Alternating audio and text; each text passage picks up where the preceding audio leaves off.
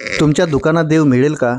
5 वर्षाचा एक छोटा मुलगा हातात 1 रुपया घेऊन एका किराणा दुकानात जाऊन उभा राहिला.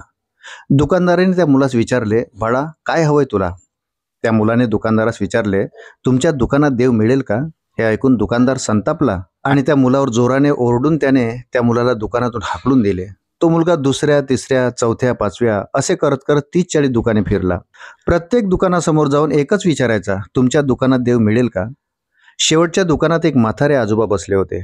त्यांना पाहून ह्या मुलाने विचारले, बाबा तुमच्या दुकानात देव मिळेल का? त्या आजोबाने विचारले, बाळा तुझ्याकडे किती पैसे आहेत? मुलाने प्रांजळपणाने सांगितले, 1 रुपया आहेत माझ्याकडे. त्यांनी मुलाला जवळ घेतले व विचारले, बाळा तुला देव कशाला हवा आहे? तू देव विकत घेऊन काय करणार आहे? प्रश्न ऐकून मुलाला खूप बरे वाटले. त्याच्या आशा पल्लवित झाल्या. बाबा असे विचारतात म्हणजे नक्कीच यांच्या दुकानात देव असणार. तो म्हणाला, ह्या जगात मला माझ्या आईशिवाय कोणीच नाही. रोज माझी आई कामाला जाते आणि माझ्यासाठी जेवण घेऊन येते, पण कालपासून ती हॉस्पिटलमध्ये ॲडमिट आहे. जर उद्या माझी आई मेली तर मला जेवण कोण देणार? डॉक्टर म्हणाले की आता फक्त देवच तुझ्या आईला वाचवू शकतो. म्हणून मी देव शोधतो आहे बाबा. आहे ना तुमच्या दुकानात देव?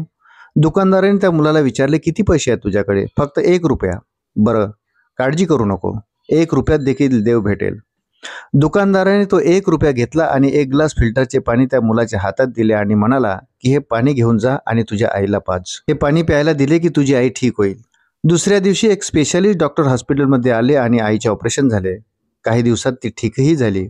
डिस्चार्जच्या दिवशी हॉस्पिटलचे बिल बघून ती बाई चक्रावली, पण डॉक्टर धीर देत म्हणाले, काळजी करू नका.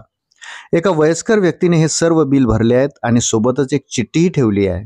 चिठ्ठी उघडून वाचताच, माझे धन्यवाद मानू नकोस, मी फक्त निमित्त होतो. तुला धन्यवाद द्यायचेच असतील तर आपल्या छोट्या अज्ञान बाळाला दे. जे बाळ 1 रुपया घेऊन देव शोधत फिरत होते, यालाच म्हणतात विश्वास.